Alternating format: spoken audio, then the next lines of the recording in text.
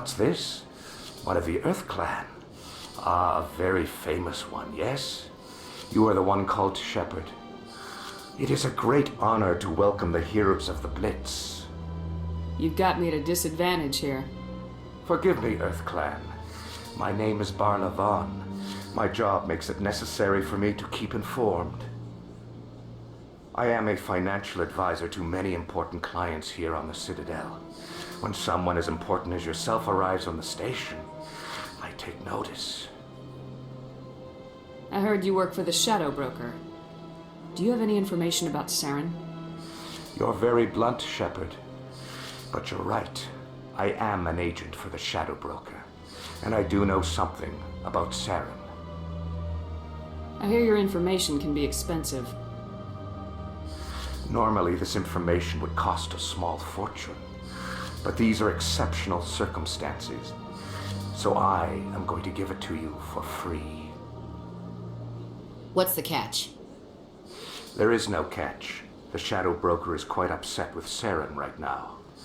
They used to do a lot of business until Saren turned on him. That's what happens when you deal with a traitor like Saren. No matter what you think of Saren, he's not stupid. He knows the Shadow Broker is a valuable ally. Turning on him doesn't make sense, not unless something huge was at stake. I don't know the details, but the Shadow Broker hired a freelancer to deal with it, a Krogan mercenary. That's not much to go on. I just told you that the most famous Spectre in the galaxy betrayed the Shadow Broker. Quite a bargain, considering the price. Speak with the Krogan if you want to learn more. I heard he was paying a visit to Citadel security. If you hurry, you might catch him before he leaves the Academy. Isn't it strange that a Krogan would want to speak with C-Sec? Very. However, I doubt the visit was entirely his choice. You'll need to speak with him if you want to know more. Tell me more about your job. Galactic finance is incredibly complex. A mix of laws and regulations from dozens of interstellar economies. I'm an expert in how all these economies interact. For a fee, I share my expertise. I also offer premium services for those clients who need someone to conduct business without drawing unwanted attention. Discreet and efficient. That's my motto. Sounds pretty shady. Everything I do falls completely within the bounds of interstellar commerce law. Even so, many of my clients would prefer their transactions remain undisclosed. For example, suppose a Hanar ambassador was petitioning the Council to reduce tariffs on Hanar goods. How would it look if he had money invested in a Hanar exporting company? Even if his true motives were to help his people, he would be accused of advancing the petition for his own personal gain. I can keep his personal finances private. Still sounds shady to me. Then we can only hope you will never be cursed with a large enough fortune to require my services. Tell me more about the Shadow Broker. Most people think I deal in finances, but my real currency is knowledge. I trade information, and it has made me very wealthy. But the Shadow Broker is the true master. Every day he buys and sells secrets that could topple governments, always giving them to the highest bidder. Yet somehow he never seems to upset the natural balance of power. All those secrets being passed around seem to even out. Nobody ends up with an advantage in the end. Any guess what his identity might be? I don't know. Nobody does. The Shadow Broker could be any race, any gender. I have a theory that it's actually an entire group working under one identity. How else could they juggle so many contacts at the same time? How else could they keep all that information from getting crossed? But they've got the perfect setup. Every government is forced to play their game so they don't get behind. But no matter how long you play, no matter how many secrets you buy, you can never win. I thought you'd know more about the man you work for. From time to time I come across information I sell to the Shadow Broker. That's my only involvement. I like it that way. The more you know, the more dangerous the game becomes. I don't like danger, Commander. I'll leave that to you. What's it like living here on the Citadel? The station is without a doubt the greatest wonder in the galaxy. It is a technological marvel, but its true splendor goes much deeper than the hull and engines. From the Presidium to the wards, the entire station is a testament to the success of the Council. All the species of Citadel spaced together in a single, strong community. What makes the Presidium so special? It is the political center of Citadel space. 80% of all intelligent species in the known galaxy acknowledge the Council's authority on interstellar matters. But only the most powerful and influential species have embassies here on the Presidium. This level of the station is reserved for the elite, Shepard, people like us. What are the wards like? The cultural heart of the galaxy. They pulse with the lifeblood of millions of citizens from dozens of different species. You never know what you'll find down in the wards, Commander. It's always full of surprises. Fortunately, most of them are pleasant. I should go. Goodbye, Commander.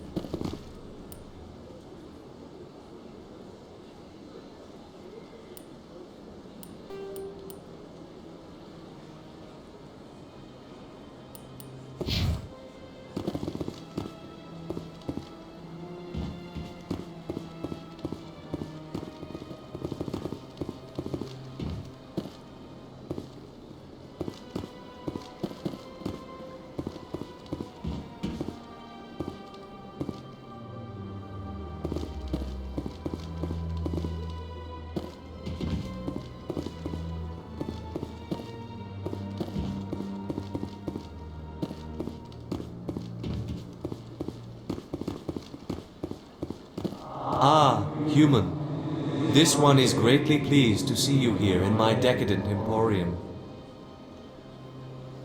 Who are you? This one's face name is Delaninder, though many in this place simply refer to it as Delan. Please take time to examine the fine goods it has for purchase, all of great worth. What exactly do you sell? Only the finest and most luxurious items that credits can buy. This one is able to procure almost any item the human would desire, for a price, naturally. Why do you refer to yourself as this one and it? For the same reason that humans are so inquisitive. It is part of our culture. Specifically, Hanar only refer to themselves in the first person with family or intimates. And we rarely do so with other species. It is just our way. Who are you? This one's face name is Delaninder, though many in this place simply refer to it as Delan. Please take time to examine the fine goods it has for purchase, all of great worth. Show me your items. Oh, this one is pleased to do so, human. You will not be disappointed.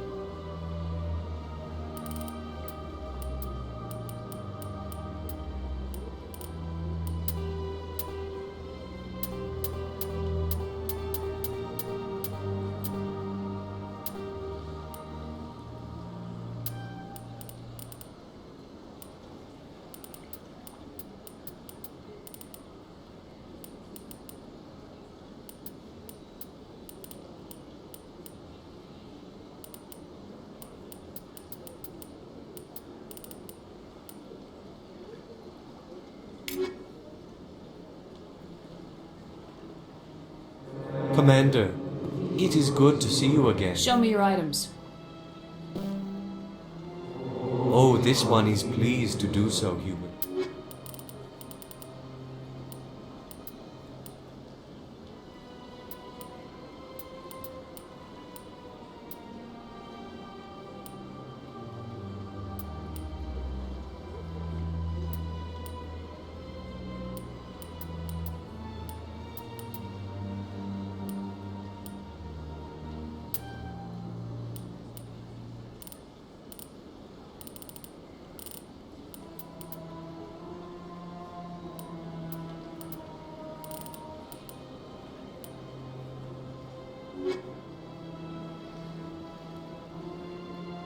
Commander.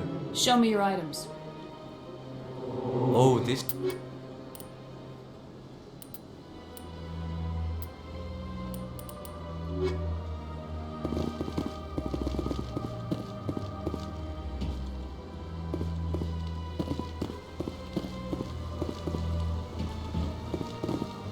Welcome to Presidium Tourism Terminal 3.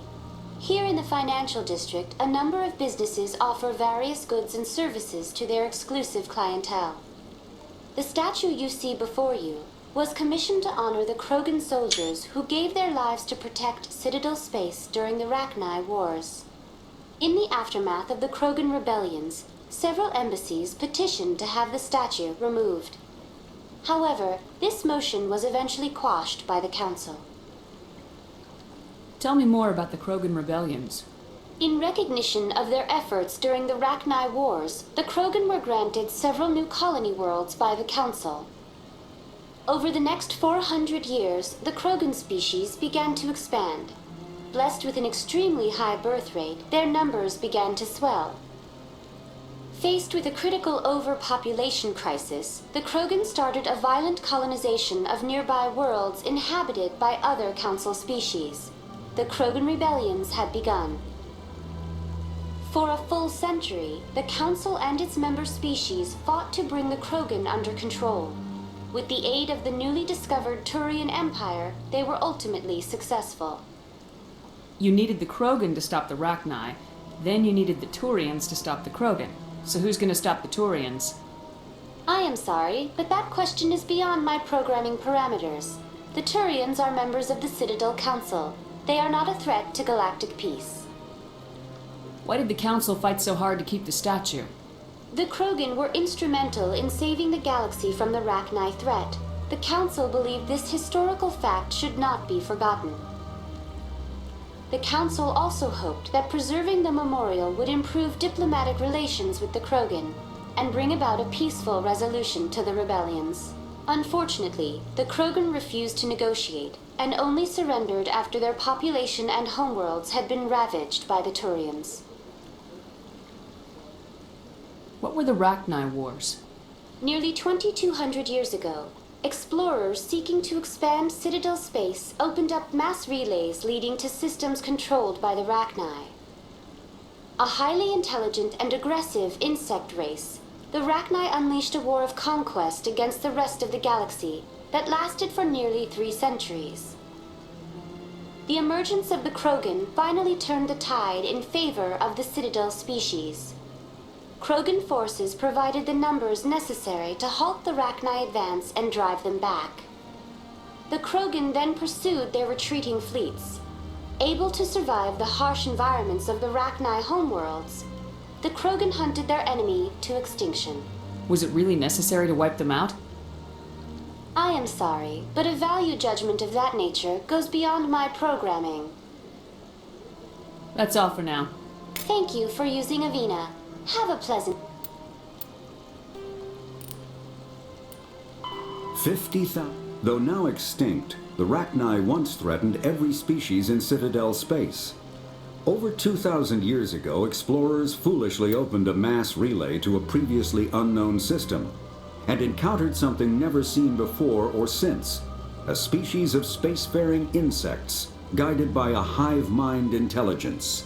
Unfortunately, the Rachni were not peaceful, and the galaxy was plunged into a series of conflicts known as the Rachni Wars. Attempts to negotiate were futile, as it was impossible to make contact with the hive queens that guided the race from beneath the surface of their toxic home world. The emergence of the Krogan ended the Rachni Wars.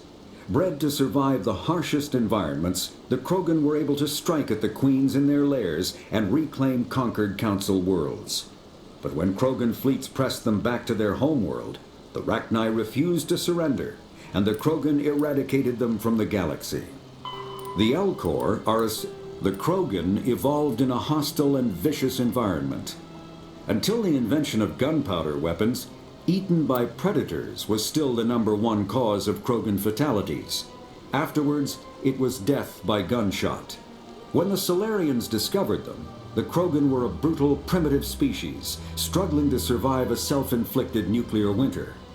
The Solarians culturally uplifted them, teaching them to use and build modern technology, so they could serve as soldiers in the Rachni War. Liberated from the harsh conditions of their homeworld, the quick-breeding Krogan experienced an unprecedented population explosion. They began to colonize nearby worlds. Even though these worlds were already inhabited, the Krogan rebellions lasted nearly a century, only ending when the Turians unleashed the Genophage, a Solarian-developed bioweapon that crushed all Krogan resistance. The Genophage makes only 1 in 1,000 pregnancies viable, and today the Krogan are a slowly dying breed. Understandably, the Krogan harbor a grudge against all other species, especially the Turians. The Hanar are a Citadel species known for excessive politeness. They speak with scrupulous precision and take offense at improper language. Hanar that expect to deal with other species take special courses to help them unlearn their tendency to take offense at improper speech. All Hanar have 2 names. The face name is known to the world. The soul name is kept for use among close friends and relations. Hanar never refer to themselves in the first person in conversation with someone they know on a face name basis. To do so is considered egotistical, so instead they refer to themselves as this one, or the impersonal it. Their homeworld, Kajay, has 90% ocean cover and orbits an energetic white star, resulting in a permanent blanket of cloud. Due to the presence of Prothean ruins on the world, many Hanar worship them, and Hanar myths often speak of an elder race that civilized them by teaching them language. Day.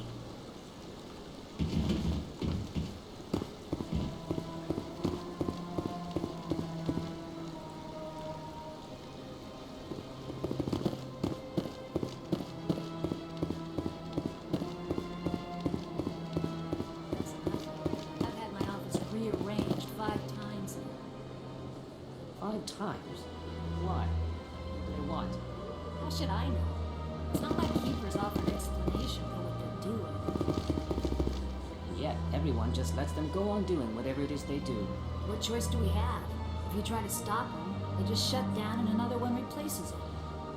Just strange that we know so little about them. Not to mention frustrating.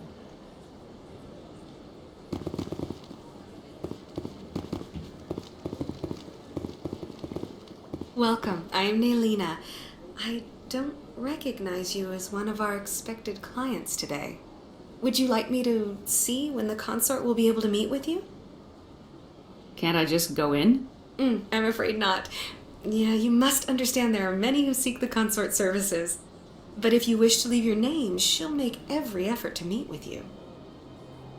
Commander Shepard, with the Alliance Navy. Excellent. You should hear something in 3 or 4 months.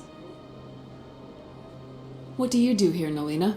I'm one of the consort's acolytes. Many of the people here today will not see the consort, but they expect to be attended to just the same. It's our job to ensure that they leave contented. What exactly do you attend to? Well, each acolyte has her unique abilities. Some soothe with song, others with conversation. As much as possible, we seek to match the needs of our clients to the skills of our acolytes. My specialty is touch. My fingertips can find every tension point in your body and relieve it. I'd like to try out your services. Excellent.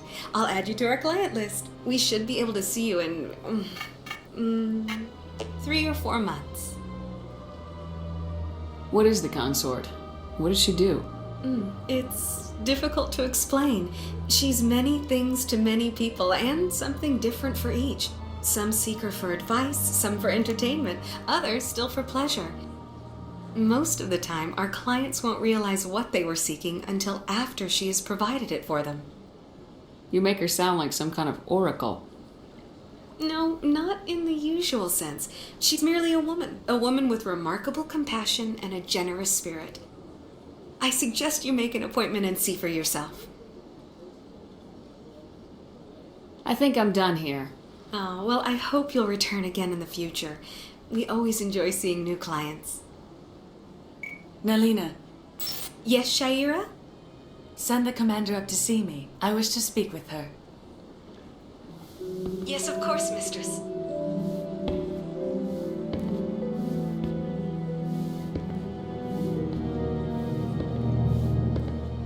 Huh.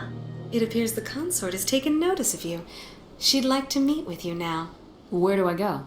Just head upstairs. She'll be waiting for you.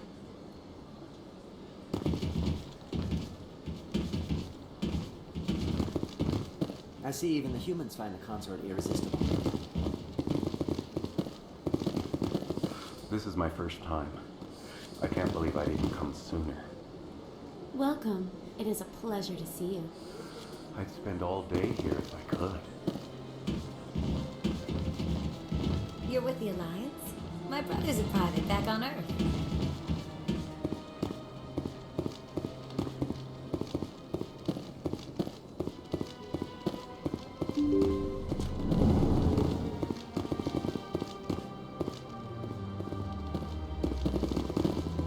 That is close enough, Commander.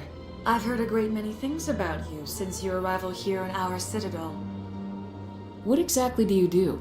That depends on your needs. I offer advice to some, comfort to others. I have a certain problem that could use your expertise. Maybe I can help. I have a friend, Septimus, a retired Turian general. I won't discuss the details, but he wanted me to be more than I could be. We had a falling out. Now he spends his days in Korra's den, drinking and spreading lies about me. If you would speak to him as a fellow soldier, I believe he will listen to you and let the matter be. What happened between you? I respect his privacy too much to go into the details. If he wishes to tell you what happened, that is his prerogative. What exactly do you want me to tell him? Appeal to a sense of honor. Remind him of his position as a general. If you can convince him to stop spreading lies about me, I would be very grateful. Now I must ask you to take your leave. I have many clients waiting to see me. I can't tell the aliens from the animals.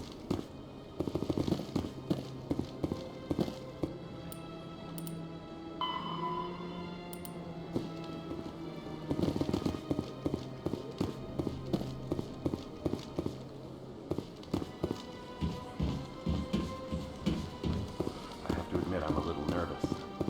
That's understandable. Many are a little unsure what to expect their first time. Don't get me wrong. I've only heard good things about the consort. It's just... The unknown forces us out of our comfort zone. It forces us to be vulnerable. Exactly. That's just what I was thinking. Good. Then we are ready to begin.